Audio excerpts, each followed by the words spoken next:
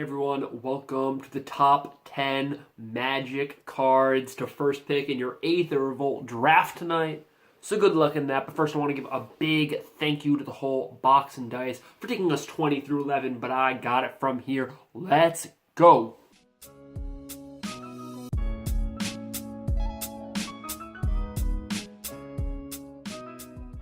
Number 10 is a mechanized production now.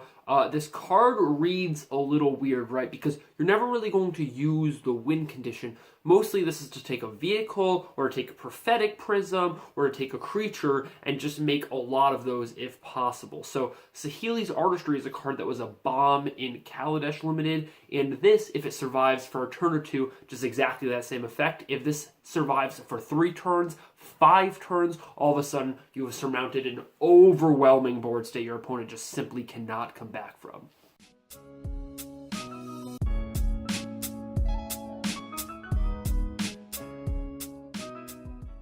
I mean, the card's bonkers. Unfortunately, you're not usually just going to kill people with it, but that being said, it's going to let you kill them with it, let you play defense, let you play aggro, the whole thing. Card's very versatile and in a great color.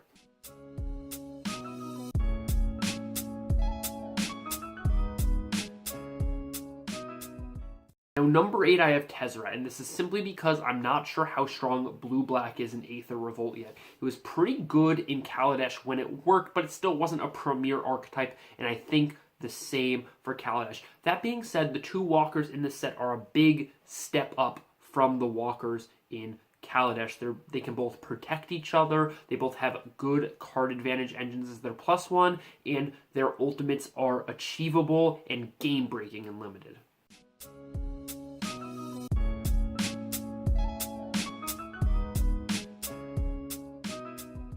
Number 7 is Solemn Recruit, and simply just because a 3/3 double strike on turn 3 is nearly unbeatable. If you thought Long Tusk Cub on turn 2 was bad, wait till your opponent attacks with their 2-drop, you decide to trade, and they drop this. It's just bad news bears for everybody. I mean, it even kills 5/5s, it kills 6/6s. I mean, God forbid you have a bunch of 3/3s lying around, it's going to kill those too. If you can figure out a way to give this trample, if you can play with a bunch of combat tricks, if you can play it with green and put more counters on it, just watch out.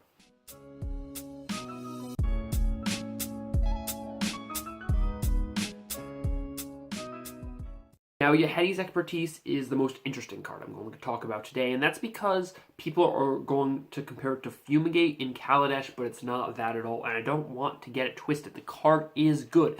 Is it as good as Fumigate? Well, it's worse in some spots, and it's better in some spots. In the spots in which your opponent has a bunch of big things, a bunch of 4/4s, and you need to clear that board, drop your 5/6 Gear Seeker Serpent to get ahead, it's not going to be as good in that spot, of course. But if you're playing a control deck and your opponent goes 2-drop, 3-drop, 4-drop, and you go play a vehicle, Yehedi's Expertise, 3-drop, you're going to get ahead nearly every single time.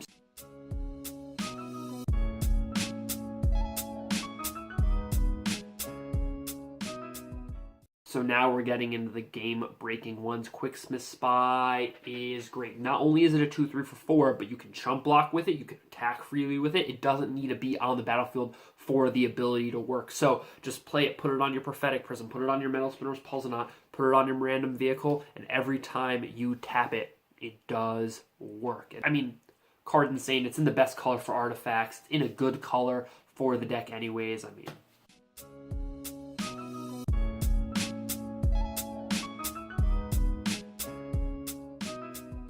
alright, now we're getting to the aggro cards, my specialty. Here we have Untethered Express. Now, you may say, Sam, that's an uncommon. And what I'm going to tell you is, no, that's a mythic rare. A 4/4 for 4 mana. Crew 1 is not really an issue, right? So it's not only a 4/4 for 4 mana, but it's oftentimes a 7/7 for 4 mana. And a 7/7 trample for 4 mana with upside.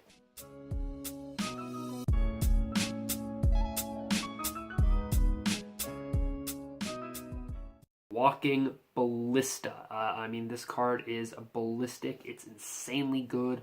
Don't get it twisted. I read this card originally and I didn't think it was very powerful, but then I realized I can play it on turn 2, I can play it on turn 4, I can play it on turn 6, I can play it on turn 8, and it's great all over the place. Even just playing it on turn 2, you get to play your 3-drop, you get to play your 4-drop. If you don't have a 4-drop, you can put a counter on this. If they play like a 3-1 on turn 3, you have the option to kill it if you want. It forces a lot of your opponents to play badly and try to kill it even when you can't put extra counters on it. It's a very interesting card. It's fantastic in the late game. It's good in the early game, and it forces your opponents to make mistakes. But most importantly, it keeps you open. It's an artifact that keeps you open. It goes in every deck. It goes in controlled decks, aggro decks, hyper-aggressive decks, combo decks, mid-range decks. It goes in everything, and that's what's important here. Not only does it go in everything, but it's also a great card. So pick it.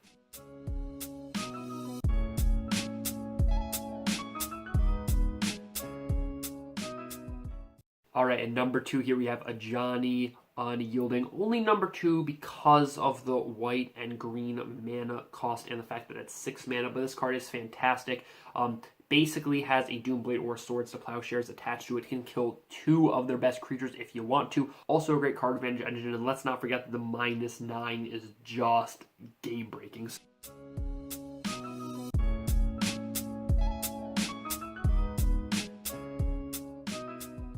Number 1, we have the Aether Sphere Harvester. This card is good. Now, does it look great on the surface? No. A 3/5 for 3 that gets lifelink, but we have to look at all the things this card does. 1, it's an artifact.